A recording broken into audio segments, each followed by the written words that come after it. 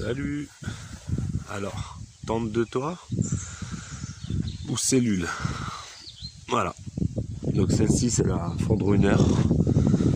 Moi, je la trouve vraiment pas mal. Elle se replie en deux.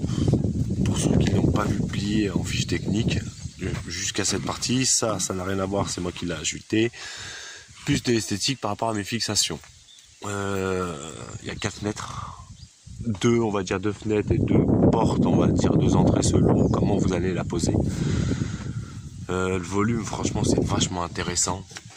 On a 2 fenêtres intérieures au-dessus. Pour ventiler, c'est vraiment pas mal.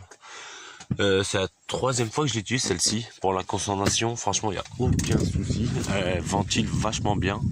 Et on a vraiment un bon espacement entre le auvent ou le couvre-puits. Même celle-ci est imperméable, et surtout les coutures, elles sont thermosoudées. Les bandes, elles sont assez larges, bien prises.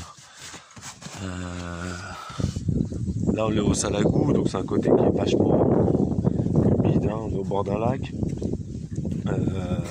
On est au mois de fin octobre, hein. Donc voilà la cellule. Franchement, pas déçu. J'ai voulu attendre avant de faire une vidéo pour le montage vraiment rapide, hein. Il n'y a que ces barres à ajouter, sinon tout le reste est déjà monté. On tire sur l'échelle, on remonte l'échelle pour la replier, vous voyez, hein. Pourtant elle est en place, mais si je voudrais la replier, vous voyez, c'est très rapide. Donc là on va remettre l'appui comme il était, parce que moi j'ai pas fini mon petit séjour. Il nous reste quelques jours au Salagou à profiter, un peu de kayak, un peu de pêche. Et puis on verra pour une autre vidéo. Si vous avez des questions sur une cellule ou une tente de toit, franchement n'hésitez pas, j'essaierai au mieux de vous répondre. J'ai fait les deux, j'ai fait mon choix pour celle-ci au niveau fonctionnel, rangement. Une fois qu'on en a plus utilité, elle dépasse pas de mon pick-up. Une fois que je la replie, elle fait 1,20 m de longueur, comme elle fait 2,40 m tout déplié. Donc elle arrive à peine là, elle me fait comme un petit rangement pour ma cuisine en dessous. Donc c'est vraiment un avantage, je regrette pas. La coque est rigide, comme on peut le voir. Elle mesure, je crois, presque 4 à 5 cm.